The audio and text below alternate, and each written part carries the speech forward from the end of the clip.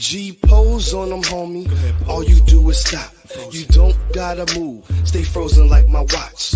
Get your mean mug. Throw it on your face. Now this for real dudes. Fall back if you fake. Now G walk on them, fam, like your boy C Grams. Go ahead, rep your block like you don't give a damn.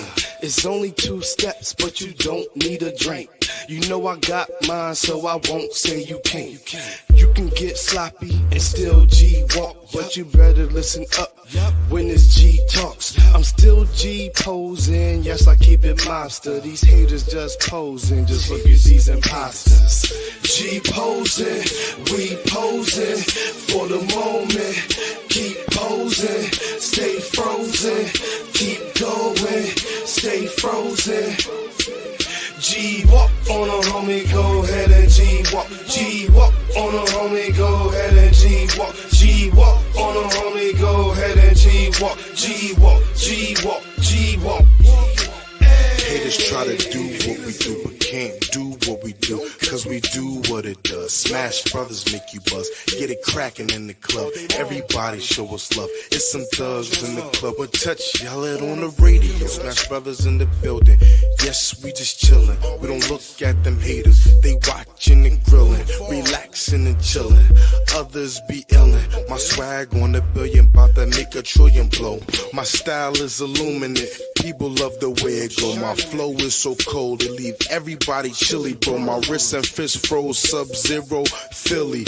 Cranberry, the Beamer, lemon, lime, the Benz. I'm an all-star winner, understand I go in. C-Grands make the beat, so you know it go in. Push man, bring it back, cause you know it's gon' spin. Smash brothers, keep it jumping, understand it don't end. G posing, we posing for the moment. Keep posing, stay frozen.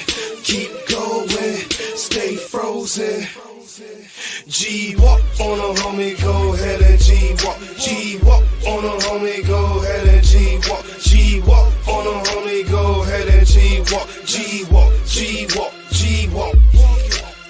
Y'all love how we do it, the move is so fluent. Others try to do it, but they be looking stupid. We be rocking spots, they be jocking movements. Go ahead, hater, posing on you, stupid. I'm in my G pose, stuck in my stance. I don't have to move, I don't have to dance. I'm good at what I do, if I say so. I'm about the G walk, what you already know. Only hood dudes G pose, Gramps and others imposters. So we keep it gangsters, what I mean, mug stoppers. While I G walk, haters hating, waiting for a new step correct, you rookies. So I keep it moving, look at how my feet work. Mama getting extra, look at how her knees jerk. Yup, she dropped it, now she showing out. Do your G walk, baby, go ahead, pose it out. G posing, we posing for the moment. Keep posing, stay frozen. Keep going, stay frozen. G walk on a homie, go ahead and G walk. G walk on a homie, go ahead and G walk. G walk on a homie, go ahead and G walk. G walk, G walk, G walk.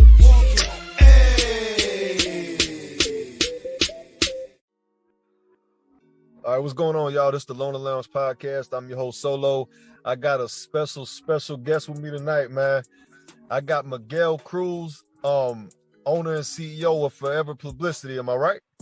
Yes, sir. Yes, sir. Already, man. So I appreciate you joining me tonight, man. Accepting the invite, man. It means a lot.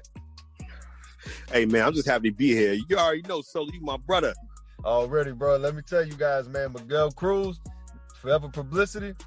Man, motherfucker, hey, grinder. That's all the hell only word I can put into this shit, bro, is just grinder. You know what I'm saying? And everybody know what that means. This man work his ass off. You know what I'm talking about? Very talented individual. Had a hell of a industrious life. That's how I'm gonna put it, bro. Like, you know what I'm saying? The dude's stories, you know, we're gonna get into that shit today, man. Cause I gotta know personally. I gotta know the rundown.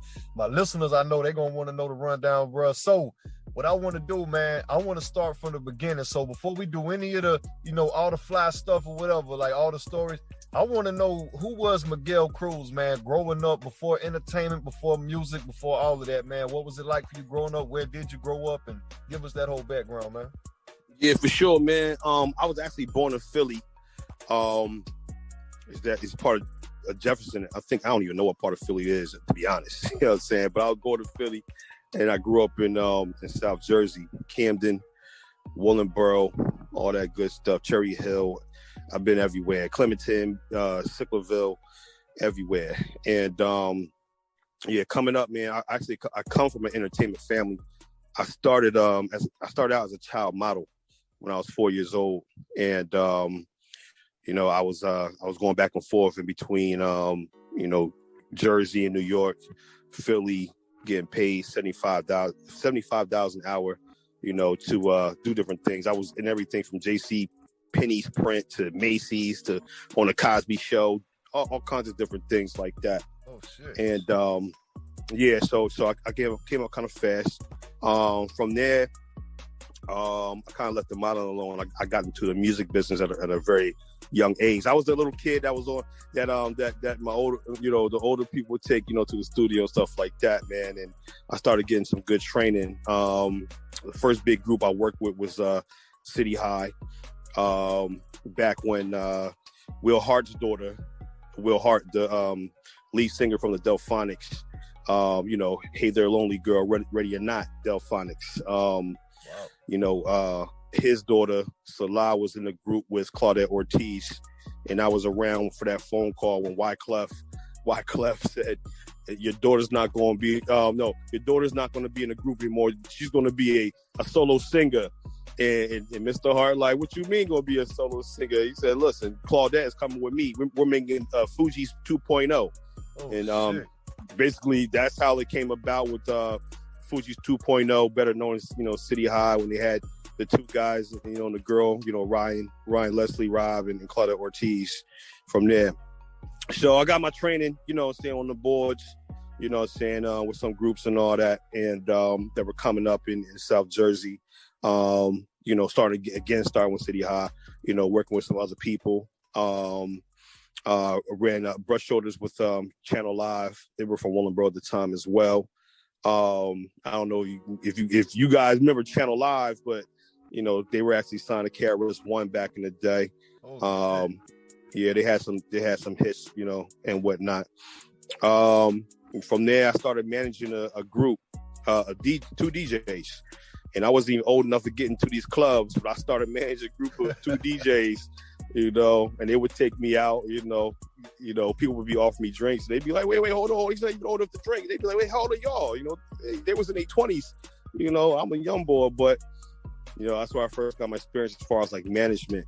And, but from there, I took a little hiatus, man, because I wasn't doing that great, in school. So I said, well, let me just get it together and get my life together, man. And before I get my life together, I pretty much gotta go to jail or go to war type of deal. And the recruiter, he listen. I went to go to the recruiter's office. First of all, I was living with a female pimp, for about 2 weeks, and before I even went to the recruiter's office. That's a whole story within itself, but I learned a whole lot, though, I would tell you that. And bottom line is, I ended up going to the recruiter's office, and I went to go sign up for the Air Force, but the Air Force chick was never there. She was never in her office, and so it's funny because like a lot of I talk to people about this all the time. When you go to a recruiter's office, most of the time they have like a recruiter's, like they're all together. And in this part of Willingboro, they were all together. You had the Marines, you had the Air Force, and you had, the Army. I can't speak for the Navy. They were I don't know. Maybe they had theirs on a ship somewhere, but they weren't around. But it was those three right there. And I went, joined the Air Force, but she was in the office. And there was a Marine dude that was out there. He said, yo, you trying to join up? I said, yeah, man, I was trying to get out of here. I said, man, I was high as hell.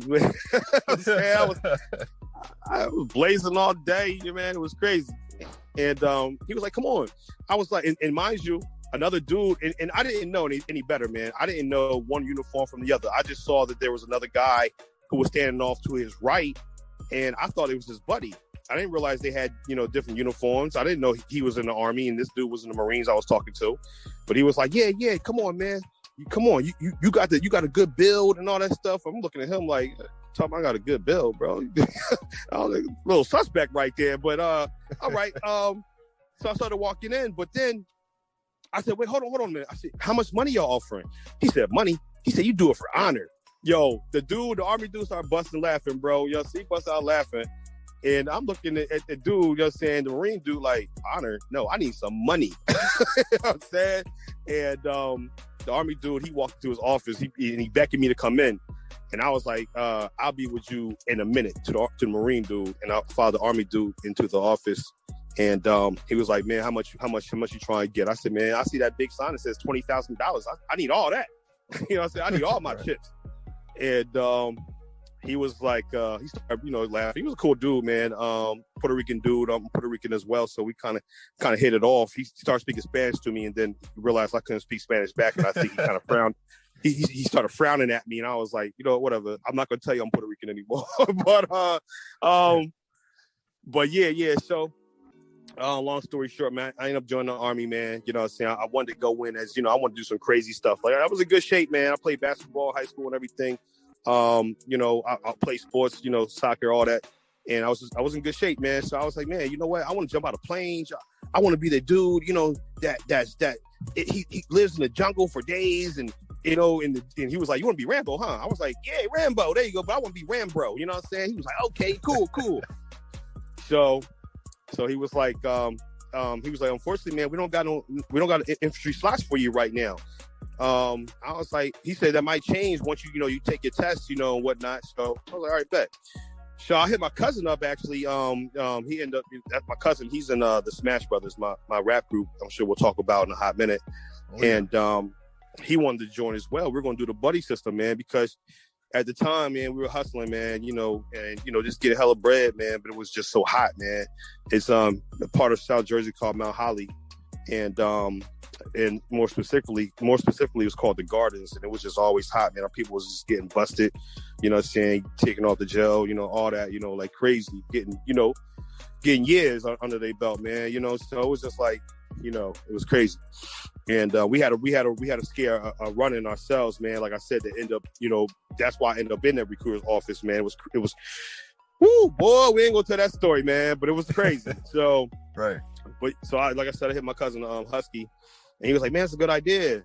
And so we tried to join together, do the buddy system.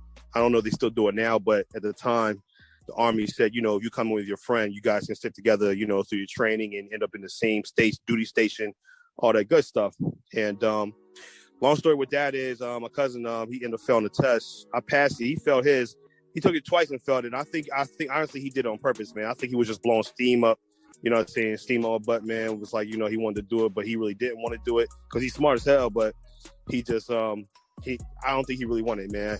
So I ended up going to it's called MEPS, and that's where you get to to pick like what you want to do, whatever. So I told the other recruiter that I told the first recruiter, I said, yo, bro, listen, I know you're saying there's no infantry slots, but that's what I'm hearing. But I really want to be infantry right now. Pardon me. And he was like, yeah, you know what? I can't give you no money for being infantry, but I can make a phone call right here. We can get you infantry. I can't promise you no money, no jump school, no ranger school, no this and the third. I'm just looking at him. I'm looking at him real stupid. Like, why do you think I'm up here? Like, that's what I want to do. And you're telling me you can't get it. He said, well, you score high enough, you can pick the job you wanted. So that's what it was, called the ASRAB. And I scored like, I don't know, 90 something or whatever. And I could pick whatever job I wanted to do. And wow. Yeah. So, and I said, you don't make that phone call because I said, man, I want to be infantry, but if you can't, promise me, jump school and all the other good stuff, then I'm not going to do it. And I knew what I was talking about because I had a lot of people, my family, military, my best friend at the time, he had graduated 1 year before me, and he was already in his first year. And he said, yo, bro, whatever you do, just to make sure you get some money in your pocket. And I said, okay, I'm not falling for the okie doke. So, he got so frustrated with me, bro, because I'm watching other people that, mind you, it's a big space. If you picture like that movie, whatever the movie's called, but it's like a movie or office setting. just like what's it called, The Office? Shit. Right. Where They used to everybody's have them in strip malls, like outside of strip malls and shit. They'd be like their own little building, like an office when you walk in. Yeah, I know what you're talking about. Yeah, bro, exactly. And then, mad people are sitting there. And I'm watching people, cycle through. They're picking their job. They're only there for like 5 minutes, bro. Bro, I'm in that chair for 2 hours, okay? Listen, look, you're not going to play me because they said until you actually raise your hand and get sworn in, you're not a soldier. You can walk out at any time. You know what I'm saying? So right. I know my rights. You know what I'm saying? Mr. Officer Recruiter Man. So right. at the end of the day, I'm like, okay, cool. And he's getting tired, bro. He got to the point where he just turned his whole monitor, his whole computer, he turned his whole computer monitor toward me and said, yo, bro, you just go ahead and pick. Here are all the jobs. I'm just going to use the mouse and slide it down so you can just go ahead and you see something you like, go ahead and pick it. So that was the wrong thing to do, Solo. Right. That was the wrong thing. I think I was there another hour, bro, because I'm going through everything. I said, yeah, click on that. You know what I'm saying? But then I seen one and it said $20,000. I said, yo, I get $20,000 bonus. He was like, yeah. I said, what? I said, what's that? That's a heavy track mechanic. He said, yeah. I said, mechanic. I said, man, I never fixed anything before. I said, I break more things than I fix. And he was like, oh, no, don't worry about it. They'll train you. You'll be fine.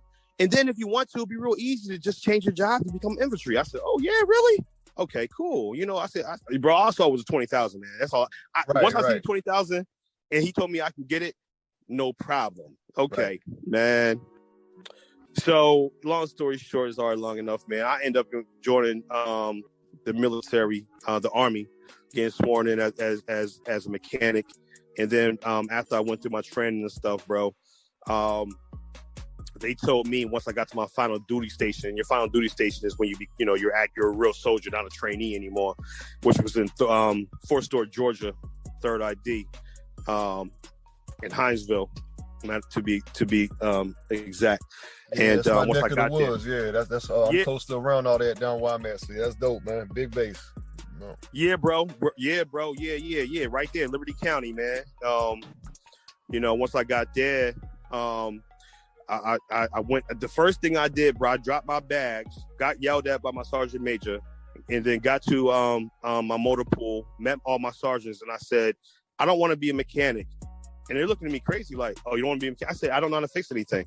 And they said, well, what do you want to do? I said, well, I want to be infantry. And they laughed at me, bro. They literally laughed at me, Solo. Damn. And I'm looking at them like, I don't get the joke. What's so funny? They said, boy, don't you know we about to go to war in about a few months? I said, yeah, I heard something about that. It seems familiar. It rings a bell a little bit. But what that got to do with me? And they was like, well, we got a thing in the military called stop loss, stop movement. Now, you know what I'm saying? I'm fresh, bro. I'm FNG. You know what I'm saying? FNG, that stands for, excuse my language, fucking new guy. You know what I'm saying? So I don't know what's going on. I don't know what I'm saying, my butt, you know what I'm saying, from anything. So you just got a lot of energy built up. You're trying to go be in action. You're trying to get some action going on. Yeah, bro. Yeah. But I'm going to mess your head up even more. Because not only did they laugh at me and say, man, you can't change your job. The job in the Army is called MOS. And they were like, you can't change your MOS. You can't change your job, bro. You stuck. I said, what you mean I'm stuck? They said, well, you stuck. They said, after we come back from Iraq, if you come back, I said, then you can change your job after that. And I said, man, this is crazy, man. I said, who can I talk to? They said, me and nobody else. I said, okay, all right, say less. Okay, cool. Man, I'm calling my peoples back home. I said, man, go see that recruiter, man. Go beat him. You know what I'm saying? I'm like, man, go, I don't care. Go take him out. Just take out one kneecap. I can't believe he did me like this. So now, bro, a picture being hired for a job, okay? And they're telling you, even though you don't know anything about that job, you could just move to another position, once you get hired, in that company, and you'll be good to go. But then come to find out, they say, no, you got to do this job. And you're like, but I told you, I don't know how to. You know what I'm saying? Right. So come to find out, they walk me back in the motor pool, and they show me what I got to work on, bro. These things are called 88s. These things are bigger than tanks. They're the tanks that tow the tanks. Damn. I'm looking at them like, so basically, you want me to be a tow tank driver? They said, yeah, it's basically what we do. I said, no, bro, I can't. I said, no. Damn. I said, no, I can't do this, man. I said, I don't even know how to hook up a car to a truck, let alone a tank to a tank. You know what I'm saying? Right. Man, I'm so mad, bro. But I calmed down a little bit, man. You know what I'm saying? And I had the best time of my life, man. Doing that. The thing was, not doing that because I never worked on anything, because what they did was they understood when I said I couldn't fix anything. All I did was break stuff. They made me a driver. So I drove around what's called the BMO, the Battalion Maintenance Officer. And he's a captain, you know, little green ass, you know what I'm saying? Didn't know shit, you know what I'm saying? But he was cool, though. Captain Johnson, shout out to him. He's a smart motherfucker, man. He ended up being military intelligence. That's how smart he was. You know, he was a cool dude, man. He looked out for me. I looked out for him. You know, it was kind of cool. But the thing was, before we ended up going to Iraq, we went to training called NTC, and that's out there in California, in the middle of the desert. I think it's like Fort Irving or whatnot. And they trained us out there. It's supposed to be 30 days, but they trained us for 2 months straight. And then the reason why they trained us for long, because guess what happened? They gave us infantry training. So now they said, yeah, by the way, since you're an infantry base for Stewart, that's an infantry division, okay? That's why it's called 3rd ID. It's 3rd Infantry Division. And they said, by the way, because you're in 27, which is 27 Infantry, they said, oh yeah, by the way, we gave you this this extra month of training. Now you're all considered infantrymen. I said, excuse me? They said, yeah, now you're all infantrymen. Now you retrain infantry. You know what I'm saying? So after all that, you know, they consider us all being infantry, which is to me was some BS. But that really grinded my gears a little bit too, because now after, you know, I'm considered infantryman, but I'm not real infantry, but I'm considered one. So that's crazy, bro. But again, long story, man. We ended up going to war and all that stuff. Maybe back home. I went to Iraq again, you know, and then after that, man, I said I had enough was enough, and I did my 2 tours in Iraq. OIF 1. I was one of the first 10,000 soldiers to cross the berm. I believe it was 10,000 soldiers. When I say soldiers, see, a lot of people they get the game misconstrued. There's only one soldier. You know, there's only one Marine. A Marine is Marine. You know, Air Force is Airmen. You know, Navy or seamen or whatever you want to call it. You know what I'm saying? And then you know, Army is soldier. There's only one soldier, and that's Army. So I was one of the first 10,000 soldiers to cross over that berm from Kuwait to Iraq. I believe it was what was it, March? I think it was March 19th. That's when we crossed over, and you know, went everywhere. We did the whole march to Baghdad, you know what I'm saying, where we were going up the, you know, traveling so fast we ran out of food, you know, and you know, for a couple of days I was just, you know, sucking on, you know, coffee grind, the little packs out of the MREs, sucking on the coffee. Man. Yeah, man. You was in the real shit.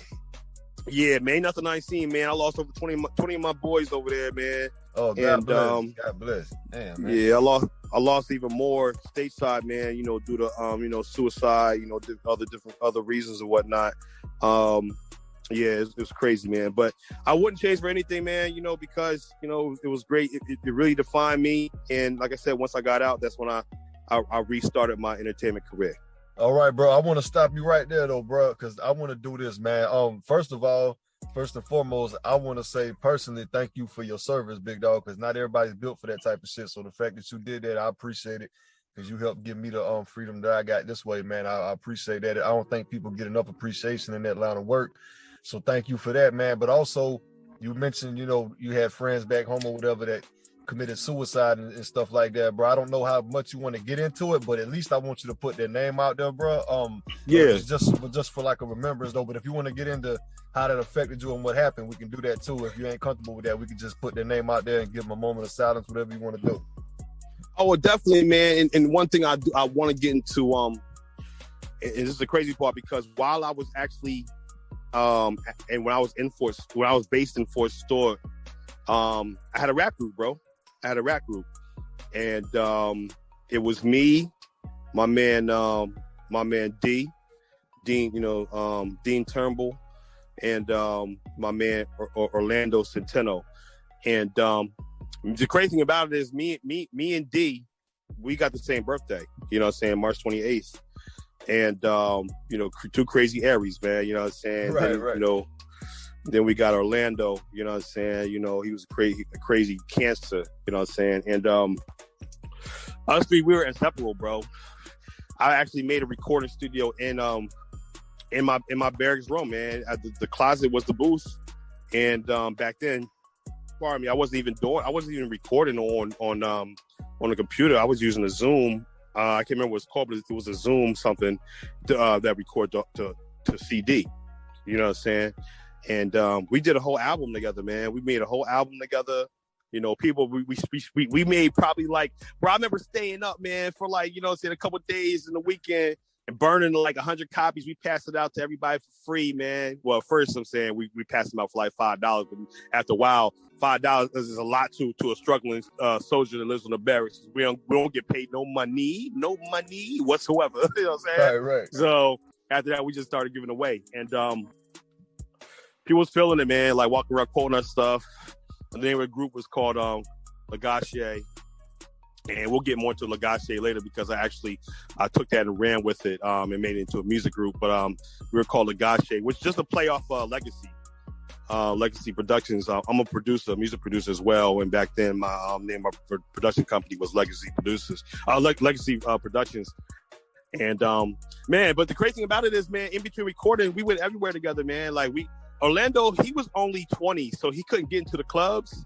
Back then it was Hurricanes, Club Revolution, Jennifer's Big Apple, Frozen Paradise down in Savannah. You know, there's a whole bunch of, and Orlando couldn't even get into the club, so we had to leave him. Me and D would be out.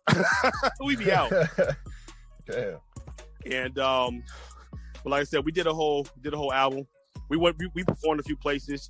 One time we went to go perform, we got a little bit too messed up, and I couldn't remember my lyrics for nothing. But before they got to my verse, I was the last verse, and I produced the whole album. And there's one song called "Let's Get It Poppin'." D messed up his verse, man, and it was the first time I ever saw D and Orlando get into it. Me and D used to get into it all the time. Me and Orlando used to get into it all the time. But D and Orlando never got into it. D was like the big brother, even though he was like one older. He was 1 year older than me, but he was like what, 3 years older than Orlando. So believe it or not, you know what I'm saying, when you're in the military, even by 1 year, you still got a little rank of seniority, you know what I'm saying? Because when you're out there partying, it's kind of like college, you know what I'm saying? And they got into it because he was like, it was snapping. And I was like, I calmed it down. I was like, man, listen, I'm glad he messed up because guess what? I'm so messed up, I can't even remember where we at right now. And I'm driving. So that kind of calmed everything down, man. But unfortunately, D, he passed away, suicide. I want to say 2008.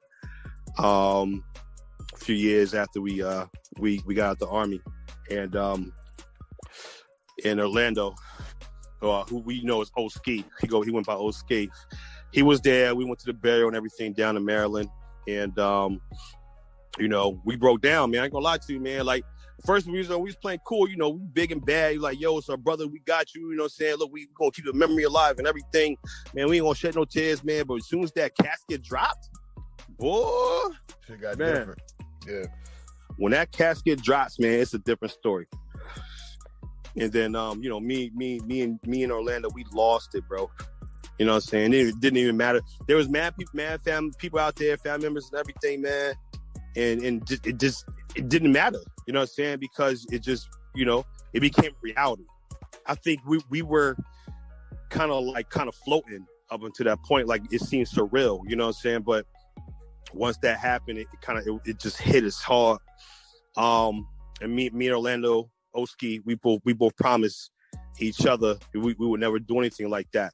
And you know, but unfortunately in 2017, Orlando, he took his life as well. You know. Damn. So man. Yeah, man. So I lost both my best friends, you know what I'm saying, to suicide. You know, and it's crazy because, you know, we had a rap group, you know, together, and we were inseparable. You know, when you saw me, people call me C. because they could never pronounce my last name. You saw C, you saw D. When you saw D, you saw O. You saw all three of us. We was always together, bro. You know what I'm saying? Right. And you know, we got a lot of memories together, man. A lot. I'm talking about being shot at, you know, during the war and stateside. Okay. A lot of stories, man. I'm talking about I spent the night over D's house, you know what I'm saying? Over Orlando's house. Orlando and D both spent the night over my house. I'm talking about while we were in the service, but I'm talking about, you know what I'm saying, like on leave and stuff like that. Like, you know, we met each other's parents, you know what I'm saying? Like, we was just all fly, bro. Like, it was crazy, man. So, you know, to this day, man, I'm gonna definitely keep the memory alive, man. And right, so this is what I want to do, big dog. I want you to go ahead and say each of their names real quick, and then we're gonna give a short moment of silence for them real quick. Yeah, for sure. There's a lot more, but I'm gonna say my closest, my fallen soldiers. You know, Dean Turnbull and Orlando Centeno.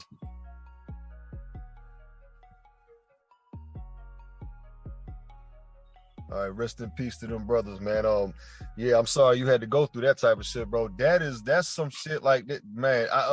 Most people wouldn't be able to fathom that kind of damn pain, especially when your first partner died that way, and then you and your other partner came to this agreement that y'all wouldn't do no shit like that, and then boom, not long after that, like that's some shit, bro. Like, there ain't a lot of people that could bear a weight like that. So, you know, yeah. I'm just glad you didn't go out the same way. I think that's probably why it resonated with you so much, is because you understood exactly how they was feeling, because y'all was all pretty much in the same type of shit. You know, so I know it probably had a closer home touch to you, because you understood why they was feeling like that. And I know you probably understood it, you know? Yeah, I definitely do, man. You know, like, the crazy thing about it is all three of us, even though we were part of the same division, you know, based out of Fort Stewart, you know, but we were all on different teams. I was in actually, me and Orlando were both in 2-7 infantry. Dean D, he was actually in 3-7, our sister infantry unit. But you know, but me and D, we used to chance death to go see each other, and we never saw each other in Iraq. That's the crazy part. We didn't see each other the whole time we were in Iraq and doing OIF-1. You know what I'm saying? Operation Iraqi Freedom, and we always just miss each other. We get notes from people, be like, yo, some dude named Turnbull was looking for you, or they tell him, you know, some dude named Carabella was looking for you. You know what I'm saying? We'd always miss each other. And then me and Centeno, we were based together in different places, but he was a mortar infantryman, but he was a mortar, so I would never see him because he was always out on missions and whatnot. And me, I was always, you know, driving around this smart ass, you know what I'm saying, captain or whatnot. So we always miss each other. But yeah, man, right. But we were just so close. But you know what I'm saying, and it's just crazy, man. I definitely understood that they saw a lot, you know, we all saw, we're not just veterans, but, you know, we're combat veterans, you know what I'm saying? So we saw a lot of combat, you know, a lot of stress. We all had PTSD, you know what I'm saying? That's a heavy load, bro. Yeah. So we all went through the fire and all that stuff. And, you know, and listen, and, you know, and in the days, I'm not gonna lie to you, you know, even before, you know, even while I was in the Army, I would be like, man, I don't understand how somebody, you know, could do that, this and the third. But the one thing I would tell you is, you know, you can never judge anybody, because we can walk by somebody in the street and they're smiling and stuff, like everything is cool, but we don't know what they're really going through, you know, at the end of the day. Absolutely. So that's the thing. It's not up to us to judge, you know, what somebody does or say that it's selfish, this, that, and the third. Because sometimes, you know, listen, at the end of the day is, I don't care what religion, or if you believe in a religion, but if you believe in anything at all, everything works out, you know, accordingly how it should. So we cannot judge somebody for what they do with their lives. Only thing we can do is just say, listen, RIP, I can't wait to see you again, and we're gonna make the best of it when we do see each other. Absolutely, though, bro, and I appreciate you sharing that story with us. I know that shit ain't easy to, you know, tell, especially tell any listeners out in the public, bro. That's a heavy thing, but I appreciate you sharing that with us, man. So this is what I want to do. I want to kind of brighten it up a little bit, oh dog, and you know that's a pretty deep subject, bro. I kind of want to, you know, let those brothers rest in peace right there, you know, and kind of keep it pushing, though, bro. So what exactly did you? So how was your life? What'd you do with your life after the military and after that incident with your homies? I know you probably went into a depressive state for a while, but so what happened after all of that, bro? And then, how'd you start putting yourself back together mentally? I hit that bottle. Yeah, I ain't gonna lie to you. Understandably. I hit that bottle. Understandably. And the crazy thing about it is, before I even joined the army, I didn't even drink, bro. The most I had was probably like I'd be tore up off a couple, no more than two Mike's Hard Lemonade. You know what I'm saying? I always been a smoker. I always smoked weed. You know what I'm saying? Always blew that gas. But after I got out the army, man, and I went right back to my old ways, to be honest. And hit the streets running, man. I couldn't stay away from music, even though we did music, in the service. We even recorded a whole album called Desert Dialect. Shout out to my man Dow, Hargrove, all y'all out there that was on the album. Thomas, Santana was on there. There's a whole bunch of people. We did a whole album called Desert Dialect, and it just touched a lot of people because they're like, y'all did a whole album in the middle of in the desert in Iraq. Yeah, we did. Holy shit. Yeah, man, we in the whole album. That's cold, bro. Yeah. Mm-hmm. So we did that, and we just got so much love from that, man. It was just crazy. Everybody was talking about it. And that just, and the crazy thing about it is they offered me money, man, to actually join up tax-free, $30,000, bro. We're talking about 30 racks, you know what I'm saying, to sign up for another 4 years, tax-free, you know what I'm saying, that would have been in my account within 3 days, you know what I'm saying, just to sign up for another 4 years. And I was already a specialist. I was a specialist. You're supposed to go to what's called a board to become a NCO. I was going to be an E5 and everything. They were just going to waive the board for me and just make me give me my rank and whatnot. No problem. I won't say waive the board, but I'll just put it like this. They're going to just make sure I passed it. Okay, ask me some crazy question and some easy question and boom, I was going to be. I'm not supposed to tell you that, but that's how it works sometimes in politics. But I turned all that down, man. I turned it down, and I came back, stateside, and I got out. And I just couldn't do it anymore. I did my 2 tours, and I left because I wanted to get right back to the music, man. And that's what I did, bro. I went right back to the music, man. But I had a hiatus in between because actually, in between that, I was just trying to find myself, man. And it's hard for a lot of soldiers once they're done with their deployments. Once they're done, with they do their they fulfill their duty. Once you get out, it's, you find yourself in kind of like, I want to say, in limbo. You know what I'm saying? You're trying to find your place in the world. And I went through that probably for like a whole year and whatnot. I was living in Texas, and I was living in Lubbock, Texas, and I was living in Denver, Colorado, Aurora to be exact.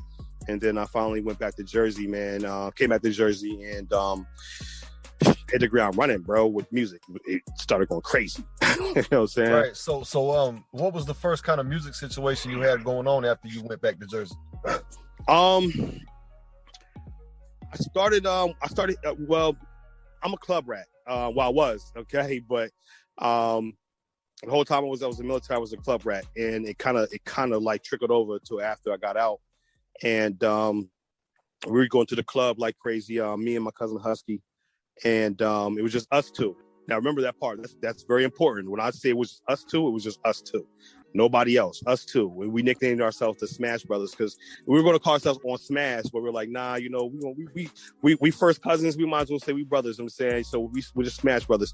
So we started going out to the clubs and all that, and it was actually during like the time that if you look at Camden, New Jersey, back in like 2007, 2008, them years, bro, you might as well call them just the kill or be killed years, okay? Because those years, Camden, New Jersey, for people that don't know, is I don't know if it still is, but at the time it was the poorest city in the nation. Damn. Okay, and you were either a dealer or a customer. There was like no really in between. You know what I'm saying? You had a very short in between with that. And at the time, we were just like, man, listen, we love music, man. I used to make, I'm a producer, so I was making beats. We freestyling, say all the time. We both freestyle. I'm more of I was a battle MC back then, just ready, just to kill everybody's career, you know what I'm saying? So that's where I was coming from. And what happened was, in between that, I don't know. People say, I don't know if it's true or not, but they say I got a lot of charm with me. I'm real easy to love. I'm lovable and whatnot. So, we go to these clubs, man. I'm the type of person, when I'm in the clubs, bro, I talk to everybody, man. I bounce around, just talk to everybody, man. Real charismatic. Yeah. You feel me? Like, if I'm going to be here, I'm going to be stuck with you for like the next 3 hours in one place. I'm going to know your name. You're going to know mine by the time you leave. You know what I'm saying? So if I see you again, you're going to shake my hand like you know me forever. And that's what it was, man. So we started bopping around the clubs, and we went to we made this one club home, man, called Palmer's Social Club in Philly, right across the bridge from Camden, right across the Ben Franklin Bridge to be exact. And we got to know everybody in there, man. I'm saying, from the bouncers to the lady from the door, check the door. You know what I'm saying, to the bartenders, everybody but the owner. I don't know why I never met the owner, but we know everybody else, the promoters and all that stuff that pretty much ran it. And they knew us, man. We always introduced ourselves like, yeah, man, I'm C Grams. I'm C Grams from the Smash Brothers, or Husky the Great from the Smash Brothers. We just had a lot. And here's the crazy thing about it was, we were always affiliated with Crips. Always affiliated with Crips. And the club that we went to, Palmer's at the time, was a blood club. Oh, okay. Shit. So like I said, it was just us two that was in there, man. And there was all bloods, they had their rags out, it was raining red up in there, man. You know what I'm saying? And mind you, this was a popular club because it was on Power 99. If you know Power stations are everywhere, Clear Channel or whatnot. And so the club was always packed. You know what I'm saying? So like, they would be in the middle of the dance floor, turned up. But see, me and Hus, we were different. We're charismatic, like you said. We took over that club, man. We took over the club, like I said, just two of us. And all of a sudden, it went from 2 to 3. Shout out to R. Dot. Shout out to Kit Carson. It went to 4, 5. All of a sudden, we go into that club every single week, 3, 4, 5 cars deep. You know what I'm saying? Oh, shout out to Keith. Shout out to my man's, I'm saying, Auto, man. You know what I'm saying? All of a sudden, everybody became Crip, bro. Yo, it's crazy. The whole club just changed, man. The cats that were throwing blood up in there, they can't. We saw them, no lie, bro. Solo. If I'm lying, I'm dying. Because the cats that were throwing up blood, they came back. We see them again the next week. They be wearing polos, like nothing to do with it. Okay. Oh shit. So that's hard. Yeah, we shut that whole club down, man. And then on top of that, you know what I'm saying, like, hustling some people that were bouncers up there. I ended up getting cool people that were bouncers up there. And it was like the whole club just had our back, bro. It got to the point where if we didn't show up in time, they'd be calling our phone like, yo, where's Smash Brothers at? Right? Shit. Got you. So, and then from there, we got cool with the DJs. Shout out to my man, DJ Touchtone, the world's #1 blind DJ. Greg Nitty. Michael Shaw and Auto, man, they all knew who the Smash Brothers was, bro. They put us on the radio, bro. One time, one of the program directors, came running out because me and Touchstone and Hus, we was talking junk, and we didn't realize we were live on the radio talking about, we were grading women that walked in, like, oh, how about her? Oh, nah, she look, bro, I see that. I don't know, that looked like a whole kind of crazy weave she got. We was talking whole junk on the radio. The director came running like, yo, y'all live right now. I was like, oh, shoot, and then we're with DJ Touchstone. And DJ Touchstone, he blind, he can't see. So we got to be like, yo, bro, we got to cut it off. Because he's still going. We got him so hyped, you know what I'm saying? He's still going. Like, he's like, oh, yeah, tell me what she look like. Oh, nah, she can't get in here. Yo, still kick her stink butt out of here. You know what I'm saying? Damn. All we had to do at that point was, like I said, he was blind, man. So he couldn't even see. So all we had to do, we see him. We just hollered, Smash Brothers. And then he would be like, oh, shoot, SB in the building, Smash Brothers. You know what I'm saying? So we had to smash, bro. And mind you, we didn't even have one song out yet, okay? Because all we did was just freestyle to my beats in the car, man. We had gone to the studio with other people, just to check them out. We supported, everybody, that was around us. and all that. But because at that time, at that point, we're going to the studio 20, 25 deep. Somebody, one of them going to rap.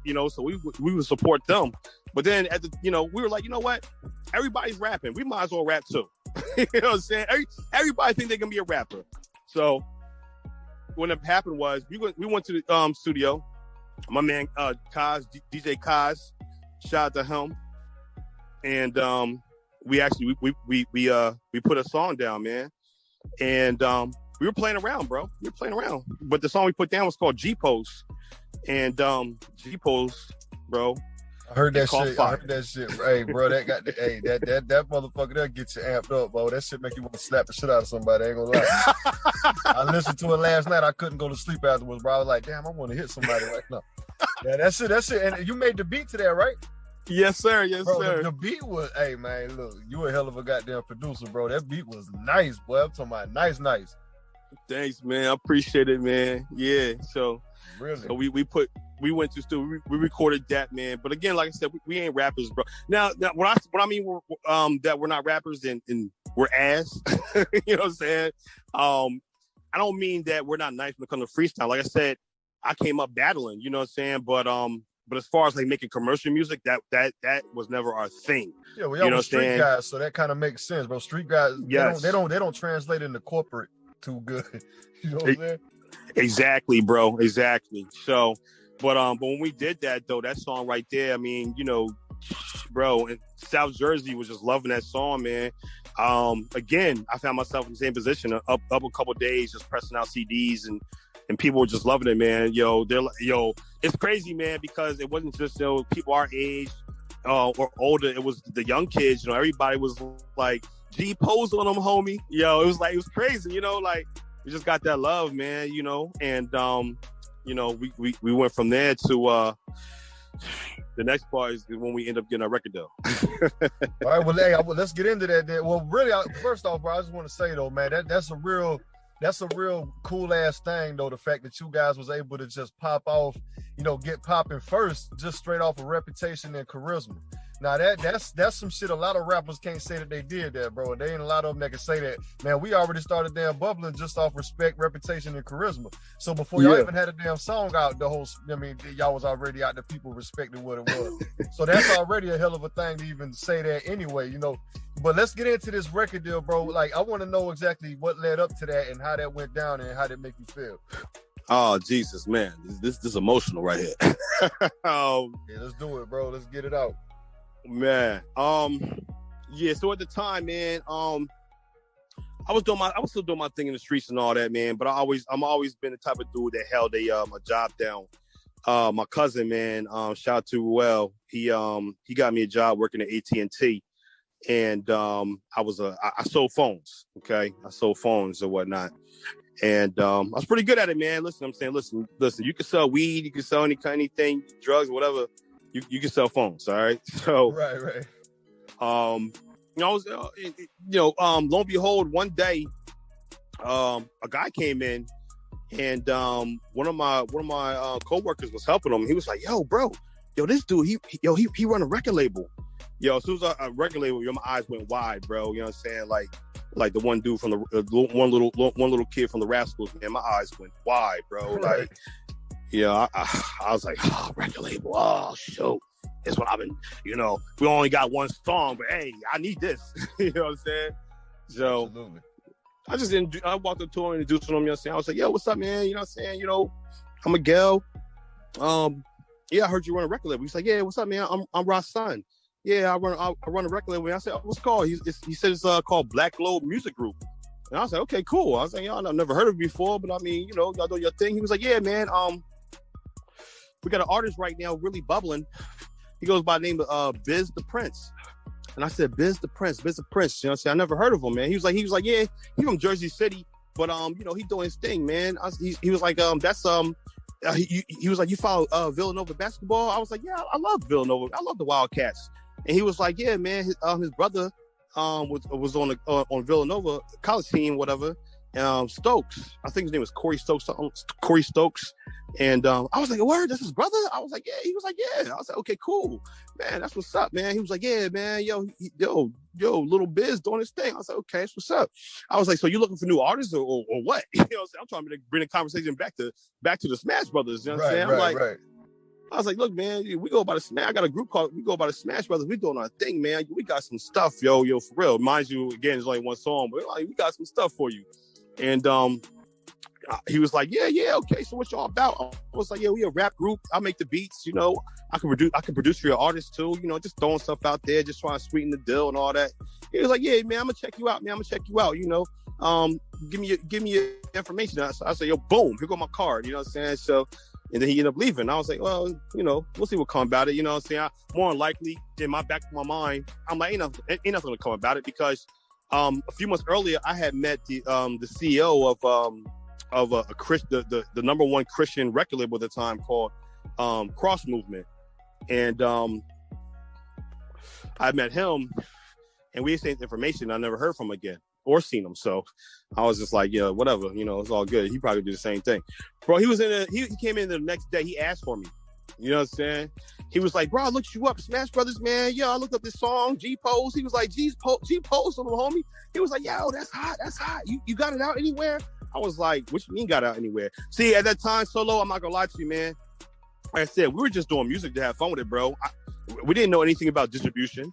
You know what I'm saying? We didn't know anything about, you know, Pandora. You know what I'm saying? None of that stuff. You know what I'm saying? We just, you know, we knew how to go to the studio, record our verses, pop the CD and take the track off the CD and upload to YouTube. Yeah, and just flood the streets. Yeah. You feel me? So I was like, distribution, what's that? Said the wrong thing, man. His eyes got wide. Oh shit, yeah. His eyes got wide. And he was like, man, yeah, we gotta get you set up, man. You know, he was like, listen, man, you know, listen, I ain't looking for other people, man. Y'all be perfect to add to my camp. And I was like, hold on, bro. I don't know if it's manly or not, but I felt a chill. You know what I'm saying? Right. I was like, yo, are you saying what I think you're saying? I'm like, you know what I'm saying? Like, I'm on, my hands are on the desk. I'm shaking like, yo, what are you saying? He's like, yeah, man, I think we're going to have a good situation in the future. I said, bro, I saw spots, black spots, white spots. I'm over there like, yo, this ain't happening right now. You know what I'm saying? Yo, right. You a street kid from Jersey that you already been through all this military. So you've had a hell of a life already. And all of a sudden, when you think you just kind of in the dumps, you working at a fucking phone store, in walks this damn blessing that's a fucking record label, and the dude ends up telling you he wants to fuck with you. Yeah, I could imagine that feeling like, yeah, it's his own now. You feel me? So I'm just like, whatever, so like, cool, bro. He gives me his number, all his information. I'm like, yo, this ain't, bro. I'm telling my coworkers, and my coworkers actually were ear hustling, eavesdropping, and you know what I'm saying, all that. And it was like, yo, when you putting your 2 weeks in, you know what I'm saying? Like, right. You made it now. You know what I'm saying?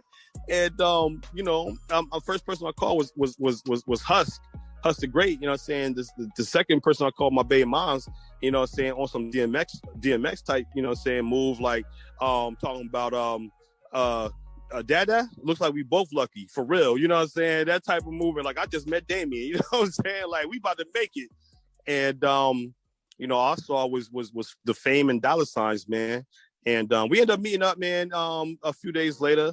And he was like, man, we got to get this song out here. So that's when he offered the record deal. What I didn't know at the time was I didn't know different type of record deals. He offered a joint venture record deal. And joint venture was actually kind of cool, but I didn't realize that a joint venture meant that, you know, it was like 50-50. Okay. So basically it was like 50% of his bread, you know what I'm saying, 50% of mine. And which is cool. I guess it's better than the 360 that a lot of these cats are signing right now, right? So I was like, cool, no problem. So he was like, yeah, I'm gonna announce y'all, I'm gonna tell Biz, we're gonna get on 3-way and all that stuff. He put us on 3-way, you know, we talked to Biz and everything. He was all with it. He was like, oh man, welcome to the label, man. That's definitely what's up, man. Like, cool. We're gonna do some big things and all that. And I was like, all right, that's what's up, man. So I'm not gonna kick Biz the Prince, you know what I'm saying, back in. You know, he definitely supported us. We never did a song with him, but he supported us, I guess, from afar. You know what I'm saying? But you know, that's neither here nor there. So we signed that deal, bro. He came over to my apartment, and we signed that deal, man. And you know, we actually became a part of the rec label. Right. So, you know? So when you signed that record deal, bro, how exactly did that change your life, whether negatively or positively? What exactly transpired from you signing that? In the beginning, everybody was on our top. Okay. I'm talking about, because the one thing I did leave out is that besides being a producer, I was a party promoter, and I used to promote parties. That's how I got a little extra bread on the side, especially like tattoo parties. I would go out and find tattoo artists, have them tat up, you know what I'm saying, at my place, you know, and I would take like, you know, a certain percentage of what they made, you know, because, you know, I brought the crowd, you know what I mean? So, you know, I would do that. And after we got that deal, everybody was going crazy, you know, and I put it out there. Mind you, this is still during times of MySpace, bro. We're talking about, this is like when MySpace was at its peak, and you know, when anything's at its peak, that means it's going to die soon. Right. And you know, we're talking about, this is 2010 when at the end of 2010 we signed that deal. And what happened was, everybody found out, man. Everybody was like, yo. And the crazy thing, what made it even crazier is that we were the only rap group in South Jersey that had a record deal at the time. The only rap group in South Jersey. I can't speak for, you know, North Jersey or whatnot. I'm not sure what was going up in there, but we had a lot of clout, bro. We had a lot of clout. People were loving us, man. It got to the point where when we threw these tattoo parties, that people were getting Smash Brothers tatted on them, you know? I seen some pictures of that, bro. Like, they legit had that shit dead on their neck. I mean, they had shirts on for the shit. You had kids doing the dance to the songs and shit on. I mean, the shit was real.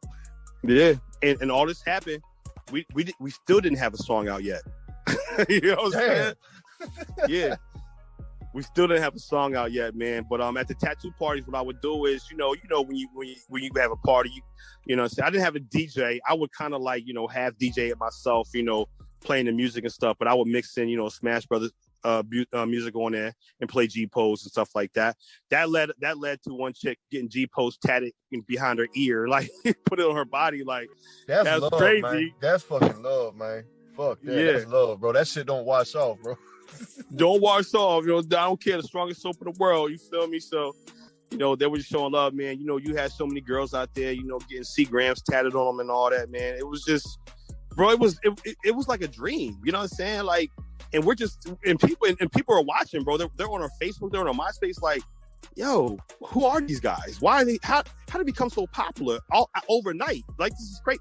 First of all, why are they even on the radio? We're talking about FM radio. How did they get on Power 99? You know what I'm saying? Like, right. They got more, they had more questions than they had answers. Right. That's some interesting shit though, bro. That just goes to speak about you guys' charisma and your reputation at that time in that area. Because I don't know if there's anybody else really at that could have done it like that. Yeah, bro.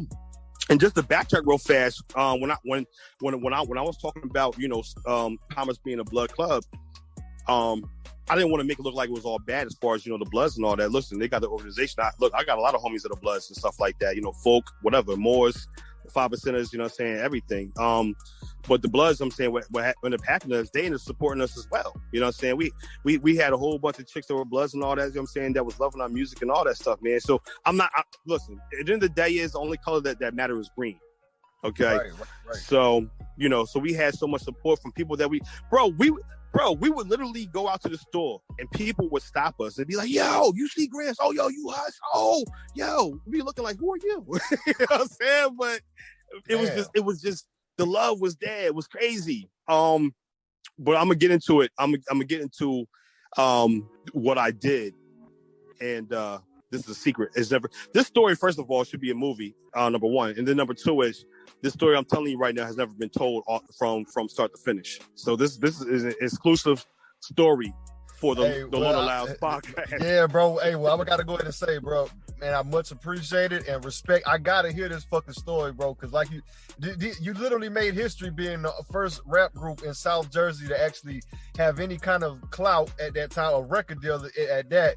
And not to mention, you guys didn't even have a fucking project out on that damn label, not even really a single yet. And everybody, you getting already stopped in the fucking stores and stuff like that. Come on, man. I gotta hear this shit. Let's get into it, bro. Yeah. So what I did was, like I said, MySpace was at its peak. And what I'm about to tell you right now, no one knows. So what I did was, man, I've always been kind of a geek as far as like computers and everything. So what I did was I end up back in those days, it was real popular for what were they called? They weren't called torrents back then, but they were like file sharing, like LimeWire, you know what I'm saying? Right, all them. right. I remember them. Yeah. So what I did was I downloaded and I knew nothing. I didn't know anything about it, but I downloaded what's called a MySpace bot. Okay, and it's a program where basically it bypassed everything from MySpace, and I could actually control all of my MySpace.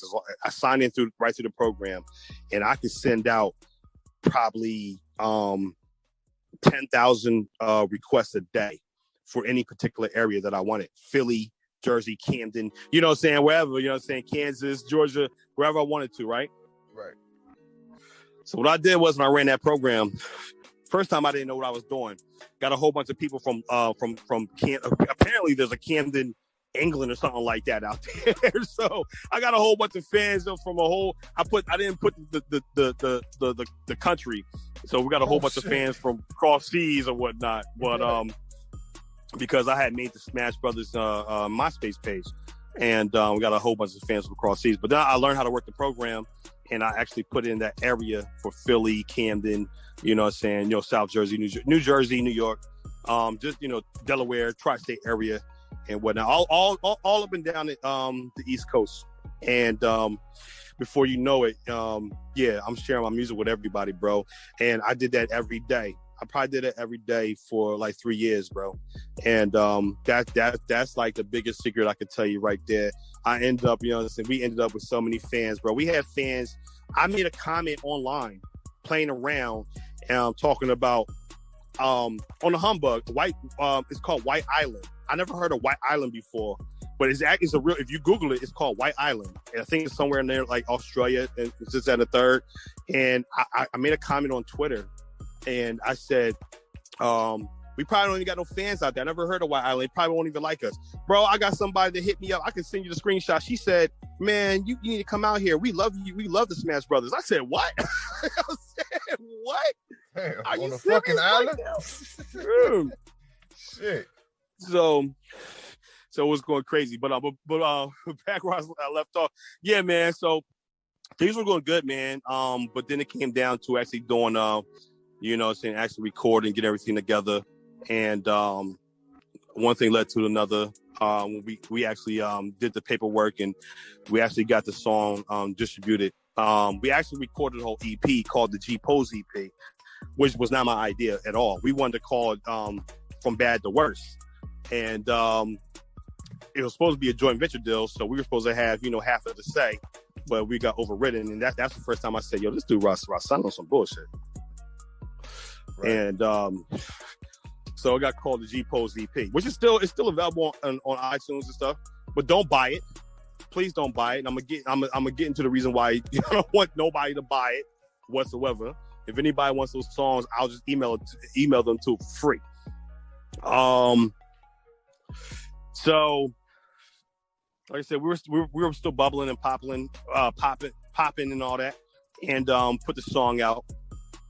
And it did its numbers, man. It did its numbers, and got a lot of downloads and all that stuff, man. You know, back then it came out in 2012, and we got a lot of downloads. People were buying like crazy. You know, I'm doing a lot of footwork. You know, MySpace at that point, MySpace was already dead. It was on Facebook, and and I transferred a lot of my following from MySpace to Facebook. It was so many people, I had to make like two Facebook pages it was that many people that came over.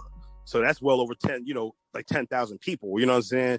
So they're all buying. They're buying. Mind you, they're not just buying one song for 99 cents. They're buying the whole EP for $1.99. Okay, so we're talking about, it was a lot of sales, and like a month go by, we're now we're doing shows and stuff like that. When we're popping, bro. You know what I'm saying? People coming to our shows, man. We had Jimmy Sharbo, R.I.P. Sharbo. He was designing stuff for us, man. We had Miracle. That's our other cousin, Julian. He goes by Miracle. You know what I'm saying? Rocking with us. Just people rocking with us, man. We had so much support, from everywhere. And we're doing these shows, man. And at least we got a little bit of money out the shows. But after a little while, we're like, where's the money from the sales? Right. You know what I mean? Like, how come we ain't seeing no money from these sales? This the song been out for like, a month or so. Like, what's going on? And like I said, I didn't know anything about distribution. I ain't know nothing. I ain't know nothing about that, man. I didn't even know about PRO. I didn't know about having being a part of a performance rights organization, whether it's BMI, CSAC, ASCAP. We didn't have any of that because the head of a record label, Rasan, who, mind you, when we first met, he told us he was one of the managers from Wu-Tang Clan,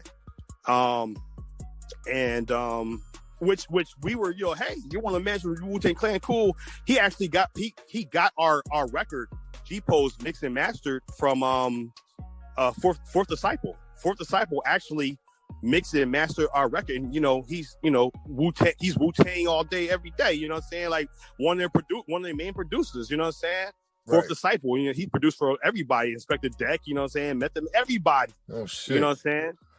So we're just like, hey, that's what's up, bro, but where does money at, and we're spending money on our side, bro. I went through hella bread, bro, you know what I'm saying. At that time I probably went through about at that time, maybe like a little bit over 15,000, man, for doing photo shoots, videos, studio time, everything you could think of, bro. I learned the promotion game a little bit, so I'm promoting heavy, paying this person, that person. Most people ran off my bread because I didn't know what I was doing, all the way. So I'm losing money. I'm just like, why aren't we doing bigger shows? What's going on? Why we don't got nothing in our pocket? So one day, we get invited to, I think it was Biz the Prince, who again, that's our label mate. We get invited to his listening party, and it's somewhere like some part of Philly, but not really Philly. You know how like on the outskirts, for example, if you're in Hinesville, but you know what I'm saying, Hinesville, Georgia, but let's say you're in Savannah, but it's really on the outskirts of Savannah. You know what I'm saying? Like the countryside of town almost, like yeah, exactly, bro. So that's where the club was at. I mean, but mind you, though, it was popping. It was packed. You know what I'm saying? It was all that. You feel me? So we walked in there, and I told Huss the Great, you know what I'm saying? Huss, you know what I'm saying, the other Smash brother. I said, bro, I got a bad feeling right now, man, because we walked in the regular door. I thought this was supposed to be, our label big, our label mates, you know what I'm saying, party. You know what I'm saying? Listening party, he about to perform and all that stuff. Why did we walk in with everybody regular? We got a wristband, got search and all that. You know what I'm saying? So I'm feeling like I don't feel so special right now. You know what I mean? So I'm walking there with kind of like the mean mug in my face, like, this kind of weird, And mind you, I'm calling when before we even pulled up, I'm calling them like, yeah, we here now. And I get oh yeah, cool. It's loud in the background. I'm gonna hit you back. Click. Okay. All right. See less. So we finally gets in there, and we're circulating. We went straight to the bar. We didn't even say what's up to nobody first, man, because we're like, look, we're gonna get some drinks. That was a long drive. You know what I'm saying? 45 minutes. You know what I'm saying? Wasn't too long, but it was long enough for us to say, hey, we need to relax. Because I had a bad vibe anyway. You know what I mean? Right. So we get a little bit nice. You know what I'm saying? A few minutes, and then I see them in the VIP, and I'm like, oh, okay, yo, Hustle, they right there. They the VIP. Okay, cool. Bro, so we walk up to the VIP, and mind you, again, this is our label, bro. All of our label people over there. Ross Sun over there. Biz the Prince over there. You know what I'm saying? Some groupies over there, all that. So we go to the little rope for the VIP, and we like, yeah, we coming in. They throw up their hand like, what up? And they wave us off. Oh, that's some fuck ass shit. Yo, me and Hus looked at each other like, hold on, did they just wave us off, bro? Hell yeah. So I'm like, nah. I'm like, yo, come here, Rock. He like, yeah, what up, man? Y'all glad y'all made it? Yeah, showing love and support. You know what I'm saying? He like, yeah, man, we can't have no more people over here because, they said VIP is packed right now to the third. I'm looking like, bro, it's like 15 of y'all. This VIP really big, bro. Like, what's going on? And mind you, while we're talking, some people walk right by us and go into the VIP. Oh shit, no. Yeah. So at this point, you know what I'm saying? Hold on, and this was the guy that actually signed you and one of your label mates that was in the VIP waving off like that. Yeah, exactly. Now, mind you, he was the only one waving us off. Biz the Prince, like, again, I don't hold any kind of ill will toward him. He didn't wave us off. It was just Ra. It was just him. Damn. You know what I mean? And when he did that, it was just like, why? You know what I'm saying? Like, why would you? And Hus was like, man, I'm ready to go. I'm gonna beat somebody up. And he the one. He got a shorter fuse than me. You know what I'm saying? Oh, shit. We both got short fuses. But I'm usually the one that gotta calm him down. You know what I'm saying? And again, like I said, that's my blood right there. That's my first cousin, but that's my brother. You know what I'm saying? So I'm like, nah, bro. I'm saying, like, nah, we good. You know what I'm saying? We ain't trying to, you know what I'm saying, take out this whole club. You know what I'm saying? Tonight have bottles thrown around and stuff like that, man, because, we're new artists and stuff. I said, okay. Yeah, I'm trying to make sense of it, Solo. I'm like, well, it's probably because, we just new kids on the block. We got to earn our way and all that. Okay, cool, no problem. Hustle's like, man, nah, F that. Nah, bro, that's some foul stuff. And I'm thinking in the back of my head, too. But I'm like, please, God, please have an angel on one side of my shoulder because he the demon on the other side, man, because I don't want to have to act up, go crazy. So, but we, you know what I'm saying? Thank God, you know what I'm saying? We was just like, okay, look, we're going to chalk it up. He ended up performing. We stayed there and support him and all that. And then the next slap in the face was they were talking about after party. We're trying to figure out what's going on, where everybody at. Next thing you know, we turn around and everybody going. Damn, man. Yeah, bro. Yeah. Let me just say this real quick though, bro. For any young up and coming artists that's listening to this shit right now, this story is really important for you guys to understand that the music game is a shiesty fucking place, especially if you're a street dude and you don't know anything about corporate America and how these big companies work. It's a shark infested fucking pool you jumping into. So this story will damn sure give you a little bit of knowledge on what not to fucking get involved with in this game. So I'm glad that Miguel sharing this on this show tonight, bro. The Smash Brothers incidents and all that, man. Like already just from the beginning of the story, this dude needs to be like tied down on the floor and have his balls stomped about 100 times. You know what I'm saying? Word. And let me tell you, you brought up a great point, and I'm glad you're right though. Everybody listening, I'm saying, is coming up. They need to understand. Here's the thing: everything's political, and we found out later what it was. Remember, I told you that his brother, Mr. Prince's brother, played basketball for Villanova. What ended up happening was he got a deal. Playing basketball overseas. So he had some real bread. We had a little bit of street money mixed up with a little bit of corporate money. You know what I'm saying? So our bread could not match his at all. I found out later that he was the one that paid for everything as far as the club, the VIP and all that, the bottles and all that, this and the third.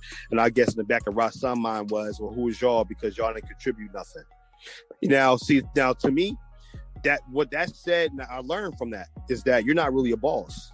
You're a yes man. You know what I'm saying? Because if you're going to look out, you're going to have the team look out for your team, look out for your team. You're not going to just look out for just one member of the team. If you're going to eat, everybody going to eat. So it's a shicey game, man. It's a shicey game that a lot of times, in this game, when you think somebody who actually got the bread and that's running things, they're not really the ones that's running things. There's somebody behind them, and they're just trying to make it look like they're bigger than what they are. Right. I just want to put this out there, though, bro. Like when it comes to the music business, for street dudes, this is for all the street dudes out there, bro. Street dudes.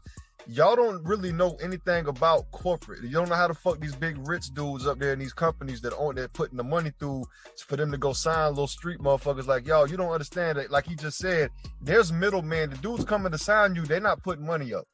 they work for the motherfucker that's putting money up, or they work for the motherfucker that works for the motherfucker putting money up. So there's always a bigger dude that play up there. And, you know, so when they go and find you guys to give y'all these record deals, bro, you really got to watch your shit, what you're doing, because these guys that's signing you, they don't run the ship. So you got to make sure that you get in tune with exactly where this shit's coming from and get involved with the right people to talk to, and not just put all your faith in these middlemen, because that shit can get very fucked up very quick, as you're hearing right now with the Smash Brothers story, though, man. So please continue, bro. And that's real right there.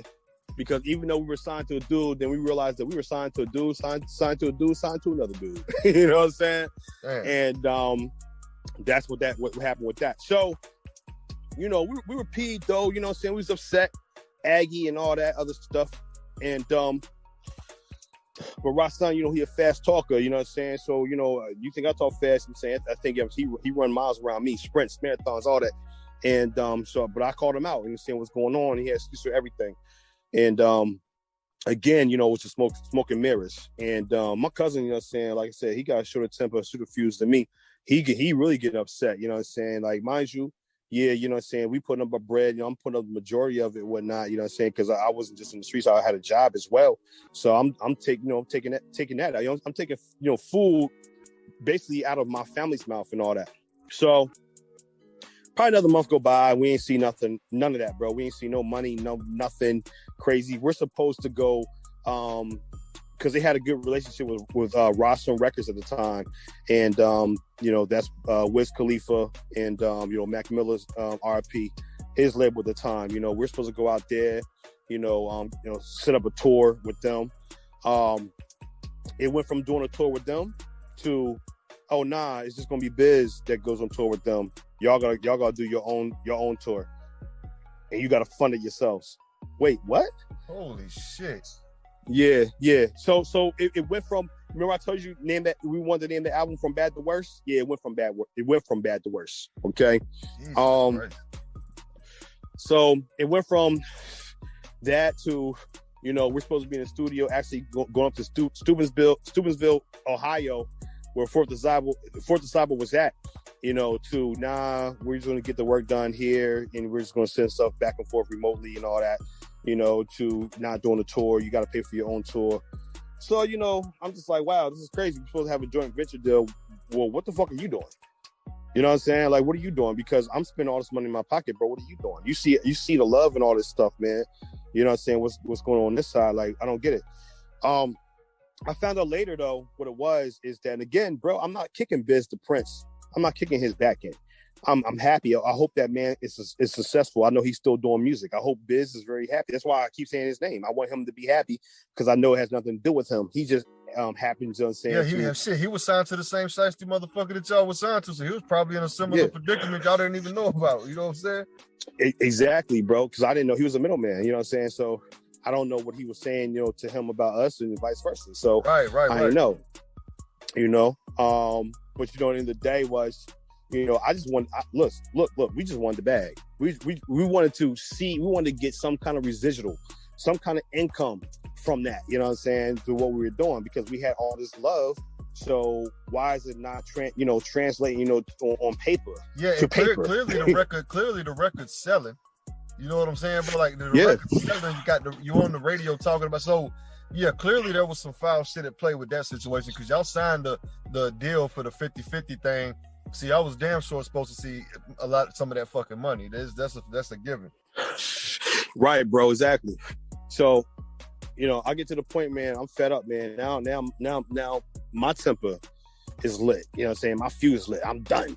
I call this dude up, man. I'm like, you know what I'm saying? Like, look, motherfucker, you know, saying, like, what's going on? We ain't getting no bread, none of this shit to the third. This is how he talk. He like, nah, see, listen, because we just need a little bit more bread. You know, a little bit more bread. We're gonna be good. That's like exactly how you talk, bro. Yeah, bro. Yeah. So, me, I'm saying, you know, I fell for the okie doke, bro. You know what I'm saying? He like, yeah, bro. He like, yeah, we just need some more money. Yo, that's the reason. It ain't my fault. You know what I'm saying? You're just not putting enough money into it. We need more. I'm like, man, you know what, man? Fuck this nigga, man. You know what? Okay, cool. I got you. I was like, yo, come on my crib right now. it's just me over here. You know what I'm saying? Don't worry about it. Because he was always, you know what I'm saying, like, you don't got nobody around. You know what I'm saying? Right. Well, you know what? That's a key point, brother. That's what shiesty motherfuckers that do dirty goddamn business, they are always looking over their fucking shoulder because they done fucked so many goddamn people. They always feel guilty and nervous around other. Yeah, them motherfuckers. Yeah, absolutely. Oh yeah, I'm gonna get into that in a minute. Solo. Oh, I'm telling it all right now. Like I said, this story has never been told before. You better drop some bombs on them on this one. Right. Yeah. So I'm like, yeah, come over. And he come over to the crib. I said, yeah, follow me to this gas station, man. I tapped 2 ATMs right next to each other. Pull out, you know what I'm saying, 500 from one, 500 from the other. And I just hand him a stack and say, boom, is this going to work? He goes, oh, man, thank you, man. I ain't expect this. Yo, now that I think about it, he was too happy over that fucking stack, bro. Right. Over that 1,000. Right. You would have thought I gave him 100,000. You know what I'm saying? He was like, man, thank you. Say, now we're going to get it. Yeah, that's actually junkie activity, to be honest. Yeah, that's straight janky, bro. And then what happened was, from that point on, the communication started being less and less. It went from every day, 2-3 times a day, meeting up with each other, checking out on, just saying, see what we got going on, to once a day, to once every couple of days, once a week. Now the communication down to like once a month. You know what I'm saying? So now it's like, you know what I'm saying, to that point, it's just like, bro, what's going on, man? Like, we got all these people, we're doing all these shows, you know what I'm saying? Like, we got merchandise, you know what I'm saying? People doing designs for us. You know, we got all this support, man. You know what I'm saying? It's not just, it went from the East Coast, bro, like I said, worldwide, you know what I'm saying? So it was crazy. Like, people are waiting to see what's going on. What are y'all going to do next? You're going to shoot a video for G-Pose and all that stuff? What's going on? Where's the plan at? Bro, there was no plan. There was no plan at all. And I'm going to tell you exactly why. Come to find out, after all that money that I put into it, and mind you, after all the money I put it not just into us, but actually into this man's pocket, a grown-ass man pocket who's supposed to be the head of the record label. Come to find out, this dude gambled all of our money away in Atlantic City, New Jersey. Holy shit, man. So he was a fucking junkie. He was addicted to gambling. Yeah. Jesus Christ. Yeah. He gambled all of our money away. I talked to my man, Chris Cartel, and shout out to Chris Cartel, the whole BK movement. My man 2Gs, Jay Jizzle and all them. And I talked to Chris and he was like, see, he was like, yo, Grams was saying, I heard, I know you got a situation. I'm following you on Facebook and stuff. And mind you, me and Chris, we go way back. And he was like, so what's going on with the situation now, man? You know what I'm saying? I don't really see nothing popping. What's going on? I said, man, I don't know, bro. You know what I'm saying? Like, we ain't see $1, bro. We didn't see one dime from anything. You know what I'm saying? So I don't know. He was like, man, damn, bro, what was the name of the record label you signed to? I said, man, it's called Black Globe Music Group. He's like, Black Globe. He said, damn, that's not familiar. Who ran it? I said, a dude named Rasan. I said, matter of fact, Chris, you know what I'm saying? You know Wu-Tang, man. You got a lot of clout with Wu-Tang members and all that stuff, man. I said, you might know him, Rasan. He said, Rasan. Bro, before I even, the whole conversation I just told you really didn't even take place because he cut me off in the first place. He was like, as soon as I said Rasan, he said, Rasan. He said, man, you know how much money that dude, he owe people? He said, that dude's a gambler. Oh, he's addicted to gambling. All he do is gamble money. He said he gambled your whole record contract away, didn't he? I said, I asked sheepish, bro. I was like, you called it, bro. You called it. And that's what happened, bro. He gambled everything away and all that. And he got ghosts. Bro. So let me get this straight, bro. The Smash Brothers was already put in position. You guys were next up to start blowing and get in the mainstream, bro. And then this fucking record label dude that signed y'all had a fucking gambling addiction that nobody mentioned. Y'all didn't fucking know about it. He literally just gambled you guys' whole fucking situation off on some bullshit. Not only did he gamble the liquid, the actual cash, he gambled the money that we were supposed to get from royalties. Everything that was coming in, mind you, like I said, I didn't know that, saying all these things paid, you get paid through your distribution. I didn't know that you can cash out money right through your distribution. We didn't have no passcodes, no usernames or nothing like that, bro. He had all the sign-ins and all that stuff, you know what I'm saying? So he's cashing out that bread. You know what I'm saying? We didn't know nothing about that, bro. Like I said, you know what I'm saying? We party guys, you know what I'm saying? We street dudes that took over, that happened by chance to take over the party, you know what I'm saying, this and the third. So we didn't know about business. We didn't know music business 101. You know what I'm saying? He knew all that. He knew all that money was going straight through his bank account, bro. He took all that money and gambled it all the way in Atlantic City, New Jersey, bro. Monopoly, that's what he did. He went to the Monopoly board game and took all of our money and threw it away. Fuck, man. Yeah. So that's what happened to the Smash Brothers, man. A fucking shysty, shitty deal. Yeah, bro. That's what happens. That's the story. What ended up happening was, man, we had love from a lot of people. Shout out to Jerry Ryan, you know what I'm saying, Elephants for Autism and all that. You know, a lot of promoters, man, they still stuck with us, man. You know, we were still getting paid, you know, saying the rock shows, you know, different places. We still were able to, you know, sell our merchandise and be popular. But the thing was, because we didn't own anything, and I wasn't about to tell people to download this and that. We weren't getting paid nothing.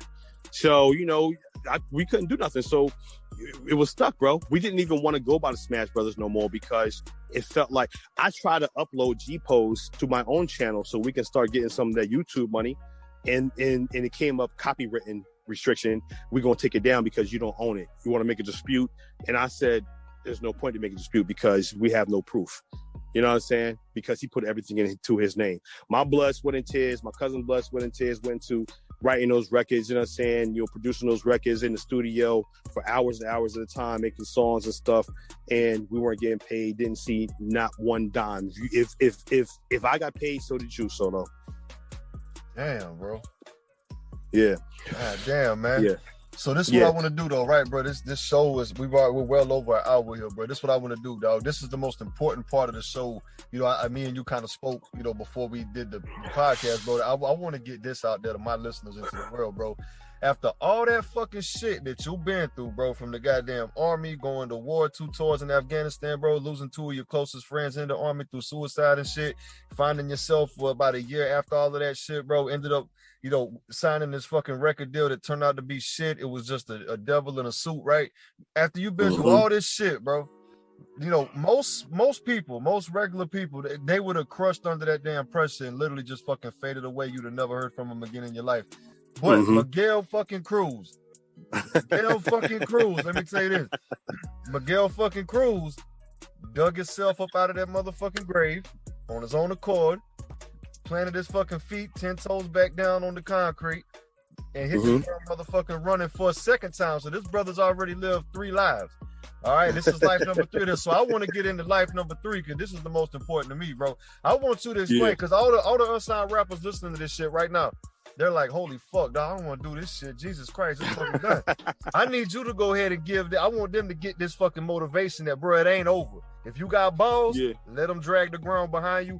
Boom, it's done, whatever. A man gonna make it through whatever. You know what I'm saying? So I want to get into Miguel Cruz, Forever Publicity. I want to get into the rebirth of Miguel Cruz, bro. Let's start from the beginning. So after all this bullshit, how did you collect yourself and get yourself back together and move forward?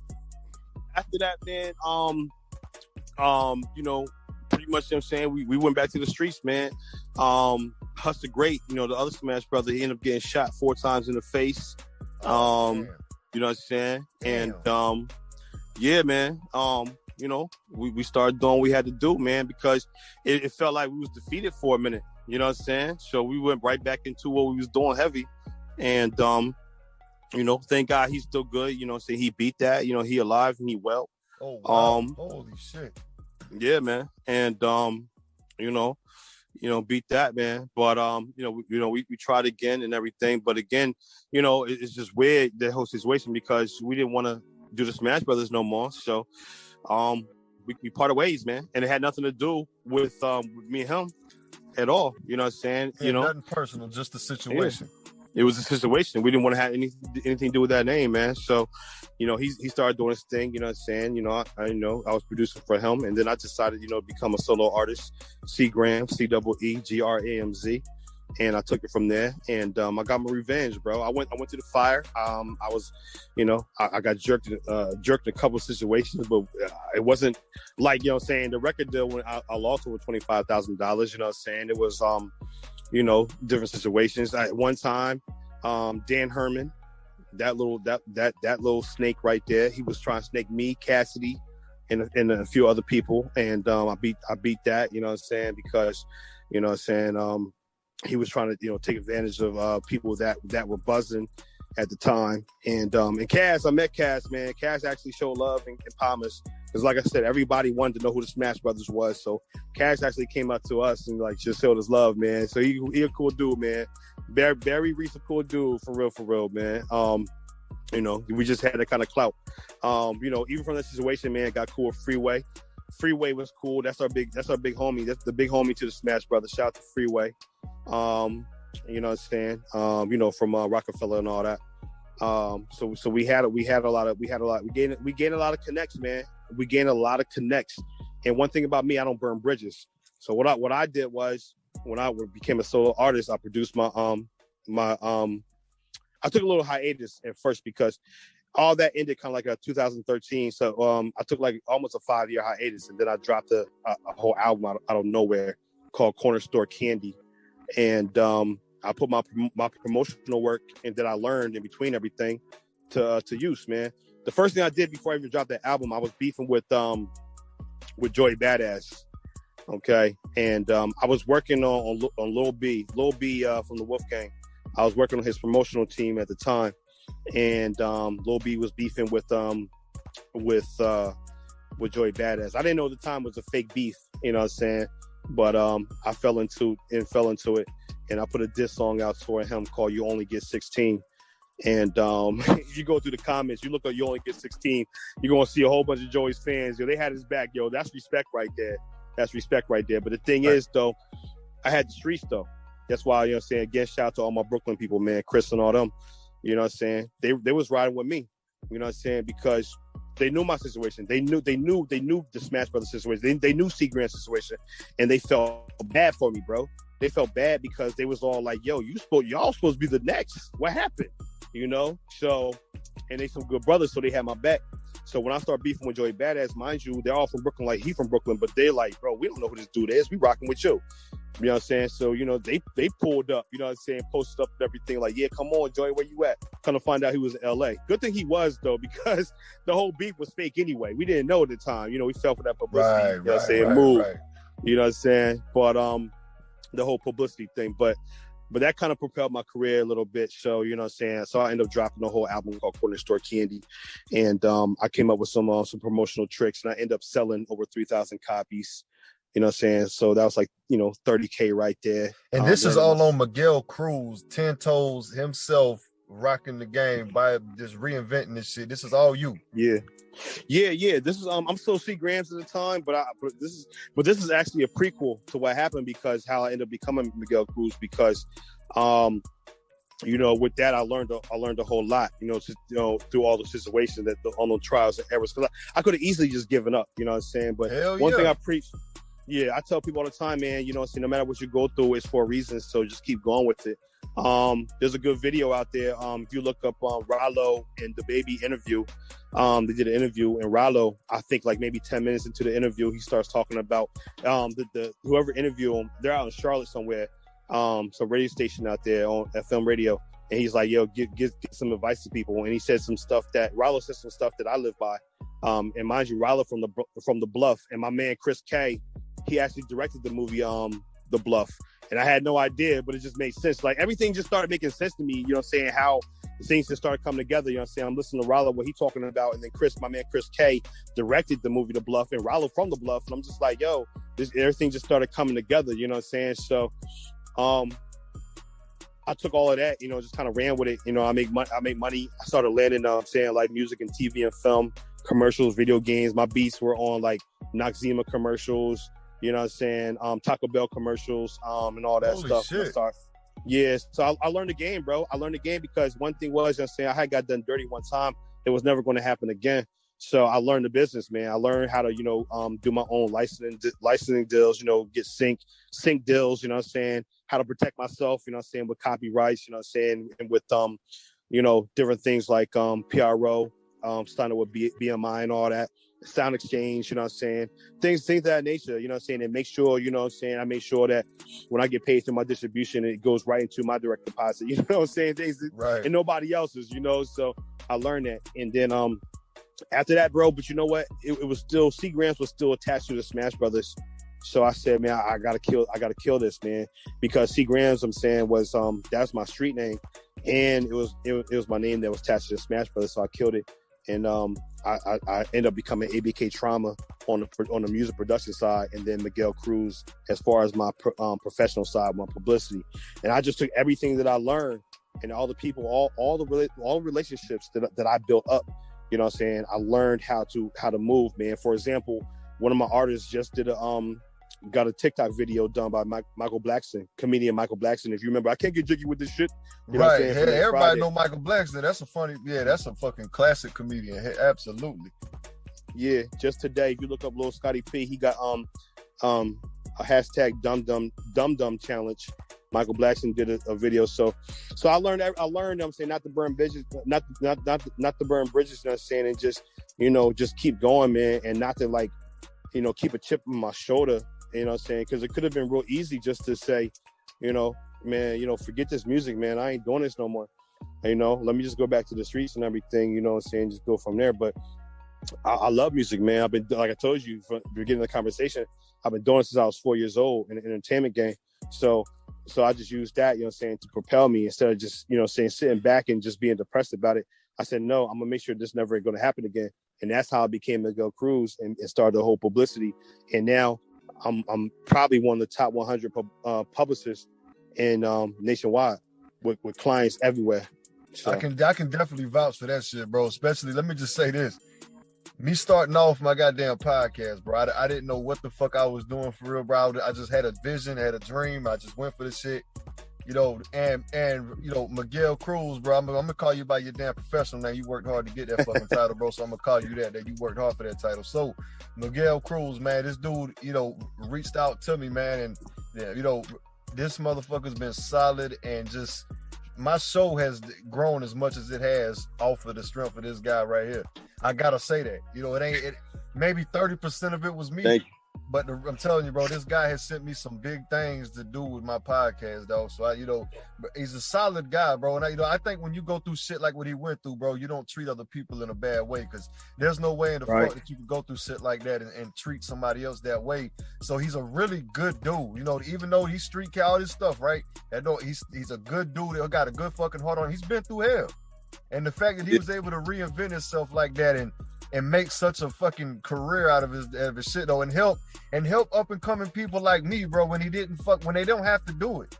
That right there goes to show the kind of growth that this man went through after going through all of that hell, and that shows a lot about his fucking character as a man. He could have shitted on me. He could have just scrolled right by my shit. No fucking issue, just whatever. This fucking thing ain't got nothing.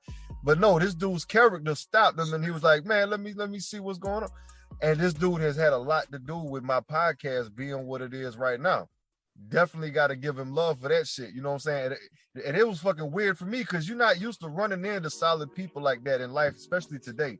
And you don't come across genuine solid people like that every day. It's a rare fucking thing to find. You know what I'm saying? But like, I know you told me before, bro, you said that sometimes, people connect for a reason. There's a reason for these things. And, I got to believe that, dog, because you could have just wrote me off. You know what I'm saying, bro? You didn't have to do anything for me. So the fact that you did that, there had to be some reason, for the connecting. You know what I'm saying? So that was cool, man. And I just wanted the people to really know, bro, like, you've been through hell, man, but you've learned so much from it. And the fact that you was smart enough and had balls enough to put all that was learned from the hell into making a paradise for yourself. Mm-hmm. That's not a normal story, bro. 90% of the population can't do shit like that. They don't have it in. It's not a normal thing. It's a whole movie, Solo. It's a whole movie. You know what I'm saying? Like, absolutely. A lot of people. Yeah, man. A lot of people. When I tell people, I'll be like, man, I got a story for a movie. They be like, man, whatever. Then I tell the story. You know what I'm saying? Mind you, this is the first time. this story been told from start to finish. You know what I'm saying? But when I give people little tidbits, they be like, yo, oh man, bro, you need to tell that. You know what I'm saying? And but yeah, man, I want to shout you out though. I gotta shout you out, Solo, man. You give me more credit, you know what I'm saying, than I deserve, man, because again, you know, like I told you before, bro, I'm saying, like, yeah, I did my thing, I'm saying, you know, help you out and stuff like that, bro. But the thing is though, if you weren't as good, you know what I'm saying, talent as you was and being a good, you know, interviewer, a good podcaster, man, you know what I'm saying, listen, man, end of the day is you would have, yeah, listen, we wouldn't even be talking right now, because not because of the fact I wouldn't want to talk to you, but because you'd be like, nah, this ain't for me. But the thing is though, there's some people in this life that they know what they're good at, you know what I'm saying, it just comes naturally. And this one thing, like the flow that you got, this natural flow. And that's what makes people so comfortable. And that's why, you know what I'm saying, you're going to go a long way in this game, man. And anything, if I got anything to do with it, I'm going to make sure I always support you, man, for real, because you show love at the same time, man, for real. So, yo, you definitely my brother. Well, I told you from the beginning, man, you my brother. You heard? Already, bro. It's reciprocated, big dog. You know what I'm saying, bro? Like, you know, I mean, bro, really though, bro, you inspiration for me though, bro, because I don't know if I would have had the kind of balls and courage to make it through them type of things that you went through though, bro. Like, it's hard for me to gauge that shit, bro, because I mean, and so that shit just kind of inspires me. Like, damn, I ain't got no goddamn reason to complain. Look at what the fuck happened to my man right here, bro. He went to Hell's Gates and he was able to make it back and tell the story. Like, that ain't, you know. So, you know, that if that don't inspire you though, bro, I don't know what the fuck will, bro. So definitely, I just want to see you winning. You already winning, you know what I'm saying? But I want you to get to where you trying to be. I know you got a vision.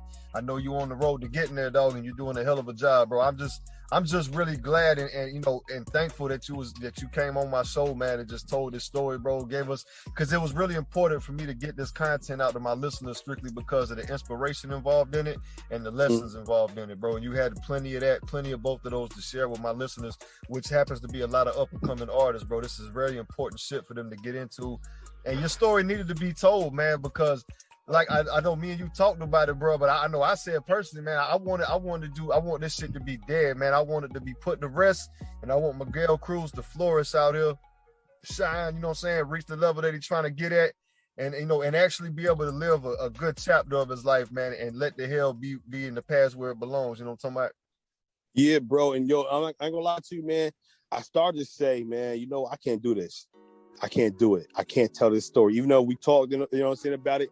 But I ain't gonna lie to you, even though it did flow, but at the same time, I started to say, I'm not even gonna tell this story, man, because I'm gonna take it to my grave, because I've been through so much. It's unbelievable. You know what I'm saying? Right. So, but I said I had to think about it again. I said, you know, this is my brother, man. I'm saying, like, Solo, you know what I'm saying, I had to tell it on your podcast, man. You're saying Loner Lounge, man, for real, because, you know what I'm saying, if I'm gonna tell somebody I trust, man, that can get out there, so that way other people that can hear the story is gonna help them, encourage them. They say when you get down, you get kicked and all that, man, you know what I'm saying, you get right back up, and then at the end of the day, you're gonna be even better than you was before.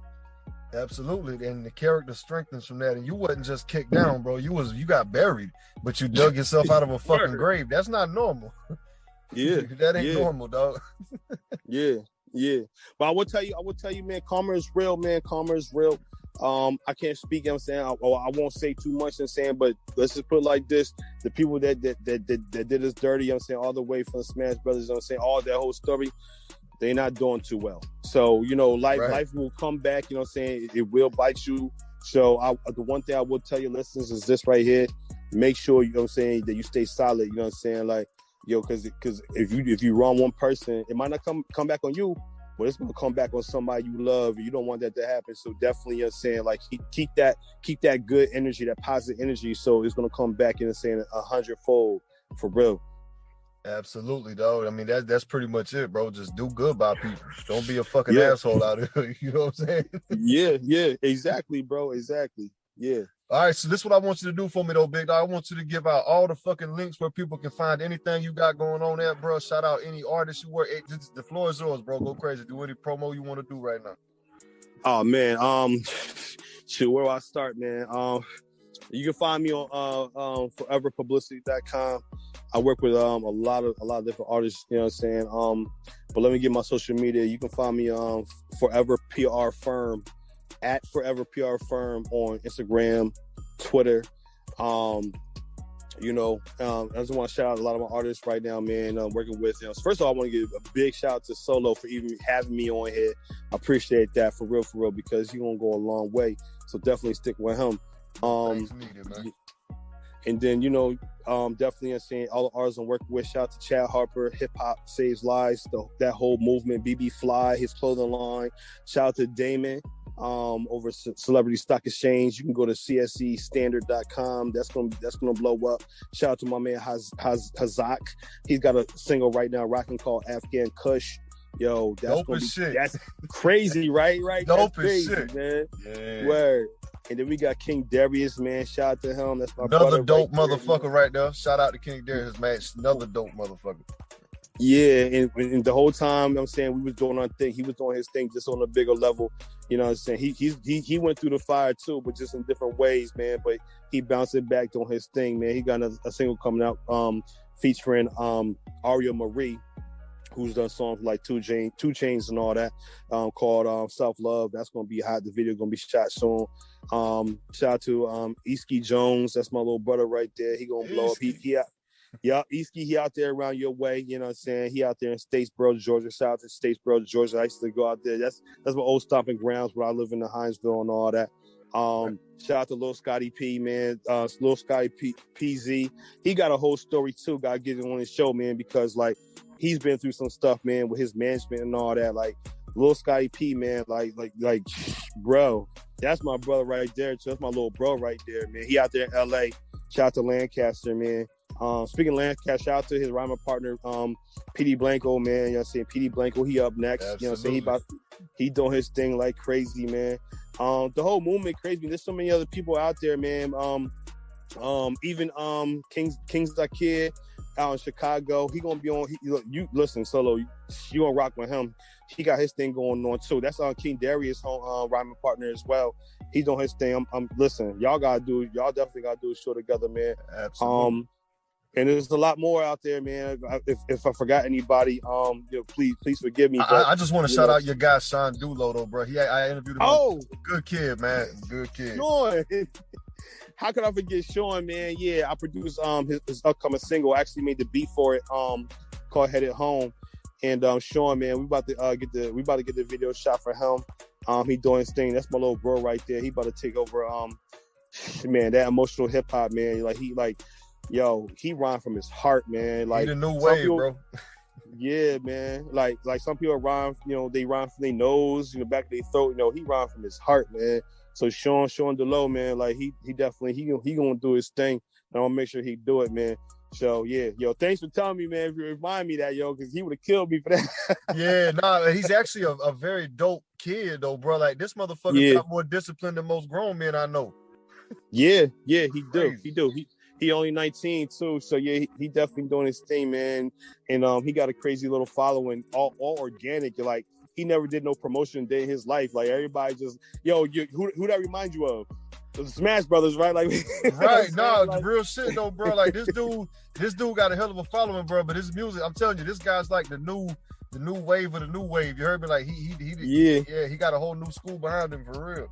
Yeah, and now, I'm rocking with him, man. I'm going to make sure none of that happened to not just him, but anybody, that's in my circle, man. What I went through is never going to happen to nobody in my circle, bro. So, we're going to make sure we just keep this shit rocking, and just make sure that we set the bar and raise it for everybody, bro, for real.